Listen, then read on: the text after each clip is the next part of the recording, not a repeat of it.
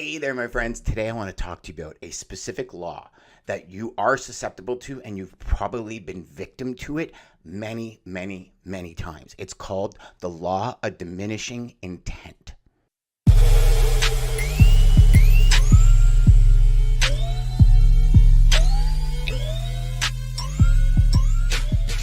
Hey there, my friends. Welcome back. So today I want to talk to you about something that I've realized I've fallen victim to so many times in my life. And like everything else in life, in business, in our career, in our personal and professional development, when we become aware of these things, we're able to change them.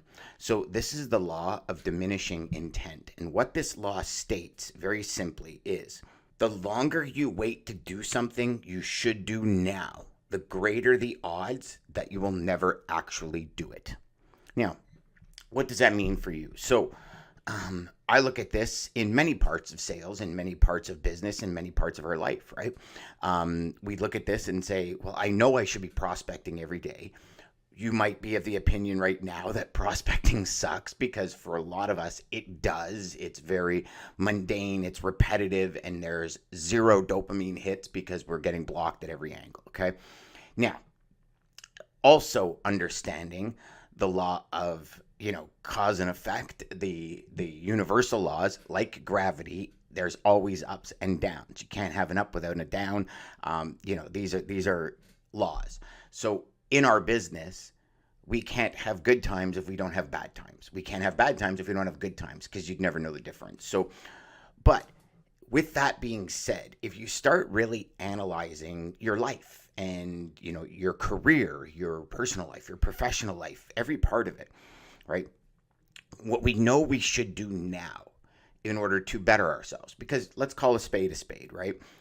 In life and business, it's about getting better. If we are staying stagnant, especially in today's world, because it's moving so fast, we're actually going backwards in time. And as much as that'd be great if we want to win the Powerball, that is not a reality, right? But this law of diminishing of intent, really for me anyways, when I look at this specific law, I realize that, we set out kind of at the beginning of the month or the beginning of the quarter, and we say to ourselves, okay, this is what we're going to do. We have these goals. So even the beginning of the year, this is probably the biggest one, is at the beginning of the year where people set out, go, I'm going to do this and I'm going to do this and I'm going to get in this.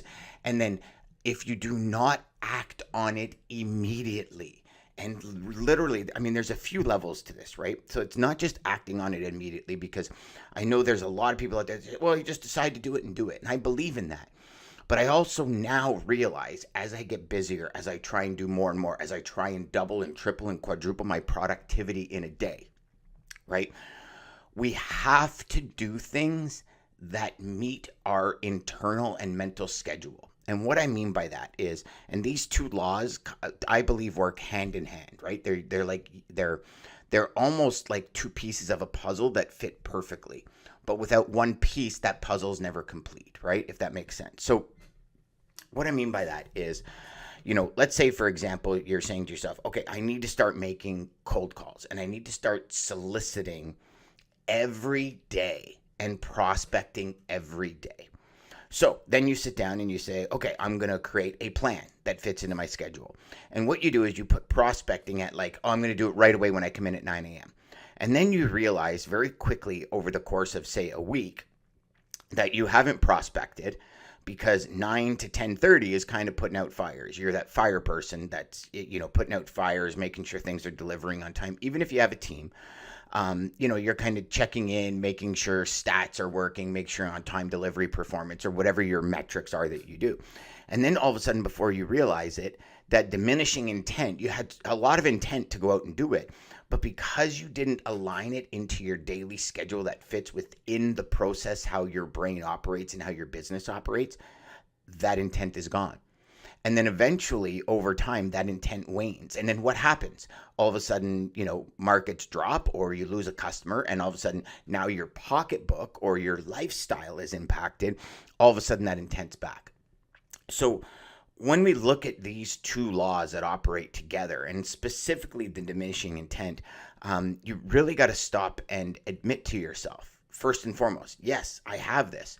when I say I'm going to do something and I don't act on it immediately, and I'm even talking, you might even act on it immediately, and then a week from now or 2 weeks from now, that gets mundane, right? I don't know about you guys, but for me, I have to constantly be like leveling up in some way. I mean, even to the point where if I don't do it weekly, I wake up in the morning and feel like it's Groundhog Day. And maybe some of you feel like that. I believe a lot of high performers feel like that, and mainly because like we thrive on that next possibility. How do I learn this and get going? And for me anyways, and I think in the end, like when it really comes down to it, we can only speak for ourselves because we live in our own shoes. I don't live in your shoes, but I could tell you from my experience, if I'm not constantly like leveling my mental side up, I get so bored, like so bored. And that boredom leads to saying, I'm just going to fuck it. Not interested in doing it today. Or all of a sudden I jump to something else and I'm like hammy from over the hedge. Like there's all of these processes that I have to realize that I'm doing. And subconsciously or whatever the case may be, it's I have to come to grips with, okay, Dan, how do we do it? Because once we understand it, then we can help, then we can fix it, right? Like G.I. Joe said it best, and I know I've said this a million times for everybody, but knowing is half the battle. So if you know that you suffer from the law of diminishing intent, because we all do, it's a universal law. There's no way around it. If you say you don't, then you're lying to yourself. I do suggest you sit back and truly take a look at what you're doing, because that intent piece and that action piece and the yin and yang that I was talking about, that piece that fits together like a puzzle. Sorry, that's probably not yin and yang because they're complete opposites, but the piece that fits together like a puzzle is the fact that you got to inject it into your daily routine, right? It's like exercising. If you say to yourself, I'm going to, perfect example. So I'll speak from experience. I said to myself, I'm going to exercise at lunch. And in January, when I was finally able to like have the energy, I said, I'm going to exercise every lunch hour. So I'm going to literally stop all my meetings at 10 to 12. Well, very quickly, I mean, for the first 2 weeks, I think I did it. And then after that, all of a sudden it was like 4 or 5 days. And I'm like, oh my God, I haven't worked out. Because one meeting went into lunch and I'm like, okay, well, I'm going to eat and then I'll work out. And because at that point I'm starving because I tend to intermittent fast in the morning. And all of a sudden now business takes over, right? So I had great intent to exercise for 45 minutes every day. And I soon realized my business schedule, because we're getting busier, because we're launching new products, because we're like, we're scaling, which is what we want to do because that's life vitality. Interfered with my exercise schedule. So what did I have to do? And this is even before I started reading about the law of diminishing intent, is I had every intention. My desire is to be as strong as I can be and be in the best shape of my life at the end of 2024. That was a goal for the beginning of 2024. And I very quickly realized that I'll never achieve that if I don't find a way to inject it into my schedule all day long that creates the least amount of friction. And I think this is where the law of diminishing intent really impacts us all, because it's that friction piece in our daily schedule, right? We tend to do things that create less friction, and we tend to always try and do things that have the least amount of friction. And that's just, I think, human nature. David Goggins is one that says, no, always be uncomfortable, always be. But that's tough for most people to consistently keep in their head, because it's that reiteration of it over and over and over again. And that's where the law of diminishing intent automatically takes over. If you don't rebound and constantly give yourself that ability to stay up, stay on, and go forward, that's where things happen. So what I had to do quickly is I had to start injecting exercise intermittently into my schedule until such time as I can truly take lunch off. So, for example, some of you might say, well, Dan, why don't you get up earlier in the morning? And I do, but that part is to walk my dogs. And I put on an audiobook and I just enjoy that process to wake up. I get outside, I get sun on me right away, and I walk for about 5 kilometers. So about 2.5, 3 miles or something. And that walk wakes me up, right? And then I come in and I start immediately on education. So for me, that that morning is the best way for me to wake up, right? So I'm injecting exercise throughout my day. So I literally, to the point where, excuse me, to the point where I put a chin up and dip bar in my office. So as I'm working, as I'm doing demos, as I'm going between prospecting, I'm going over and I'm doing 15 chin ups or 15 pull ups and 10, 20 dips. And then I come back and I work a bit, and then I go back and do it, and I come back and work a bit. And for right now, that's what I had to switch to, because I didn't want that law of diminishing intent to start impacting my goal of being in the best shape of my life at the end of 2024. Now, just to give you context here, I'm 47 years old. In my 20s, I was a bodybuilder. So I was in great friggin' shape. Actually, my late teens to early 20s, I was in bodybuilding. So I was in amazing shape. So for me to get back to the best shape of my life is a big one, right? Then I have my other goals, right? My shorter term goals, where in the next 90 days, I want to learn this. In the next 90 days, we want to bring our company to here. So then you got to kind of reverse engineer all of those so that you don't get impacted by the law of diminishing intent. And when you do, now what happens is you kind of got this roadmap. Now, some of you might think, oh my God, I'm going to do that roadmap and that is amazing and I'm good to go. But you're not. See, because this law of diminishing intent is constantly pounding on your door, just waiting for you to open it so it can grab you. So how do you counteract that? And that might be the big question that a lot of you are asking right now is, okay, Dan, I've realized through the last, 10 minutes of this conversation that, yeah, I suffer from this a lot, because I have great intentions on a Friday afternoon when I've realized I've shit the bed on prospecting all week. And then I get back at a Monday. My intent on Friday was great, but my actions on Monday don't mirror the intent on Friday, right? And I think that this is one of the biggest things for salespeople. I think it's one of the biggest things for managers that want to be a better manager. They start reading a book. Within 2 weeks, they put the book down and they don't go back and read it because they've got one little strategy and they're like, oh my God, this is great. This is going to change my life. They apply this strategy for a week and then they forget about the strategy. Diminishing intent. That intent goes away. So how do we master our intent? How do we bring that intent to the forefront of our minds every day? And so my way of doing it, I hope it helps you, is I do two things, sometimes three, but the two things are always. So I take this handy dandy thing we call our cell phone, and I set reminders 3 times a day. And the reminders, and now I'm at the point where I get probably 9 or 10 reminders. So there's a few things with this. When you first start with reminders, it's going to pop up. You're going to read it. You're going to be like, yes, I got to remember that. So I set reminders for who I want to be, right? What's the word I want people to remember me for? Okay. And then I set another reminder about an hour and a half later about my intent for the day.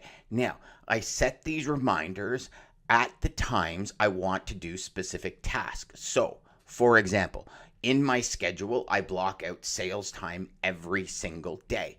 When that reminder goes off on my computer and when the reminder of the intent I set for myself, so I don't get caught up in the law of diminishing intent, then I have 2 things where I say, okay, I got sales calls. Okay, the law of diminishing intent says that the more we procrastinate on things, the less we are going to do it. So I have that reminder and saying, Dan, this is what you reminded yourself to do. I also put reminders in there to do chin-ups, pull-ups, and dips. Now, you might say, well, Dan, why do you do that if you already already do it in between tasks? Because sometimes I get so caught up in what I'm doing, I forget to stop from between one task to another, right? Or I subconsciously neglect to stop. Okay. So, and again, my friends, this is based on your personality. Okay. So as we sit here right now on the 3rd of May, I sit here and I say to myself, 1, the biggest obstacle that I'm overcoming mentally right now is the fact that I lost close to 2 years fighting cancer. So I feel like in life, okay, from a productivity perspective, from a friends, colleague perspective, from a relationship perspective, from everything. I feel like I've lost 2 years of my life. Now, I don't know if any of you have felt like that or had an experience where you've lost specific time. Some of you probably feel when it comes to like friends and family, you might have lost 2 years during COVID. It's one of the biggest things when it comes to the mental disorders and mental challenges that people are having these days, right? Like, and maybe you're still feeling lost because your, your adoption of getting out in public might be hindered, right? Because there's a lot of people facing those issues as well.